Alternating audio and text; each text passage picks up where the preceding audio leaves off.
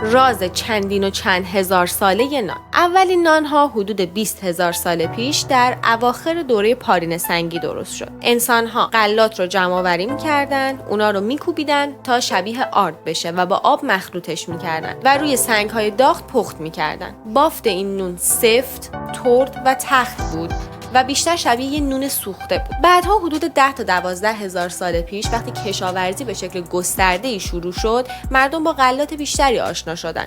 اونها رو تبدیل به آرد می‌کردن و با مخلوط آب نون درست می‌کردن. این نون همچنان مسطح و تخت بود، اما بافت بهتر و قابل خوردن‌تری داشت. جذاب‌ترین قسمتش برمیگرده به حدود 5,000 سال پیش در مصر باستان، تولد اولین خمیرترش. اونا یه ظرف خمیر رو فراموش کردن و این خمیر در مجاورت با هوا و با برخورد با مخمرهای طبیعی که تو هوا وجود داشتن شروع به پف کردن کرد و اونجا بود که اولین نونهای حجیم به وجود اومدن. این نون یک بافت نرمتر، سبکتر و خوشمزه تری داشت. مصریان باستان اولین کسایی بودن که به طور آگاهانه فرایند تخمیر یا همون خمیر ترش رو درک کردن و اون رو تکرار کردن و این اتفاق انقلابی در دنیای غذا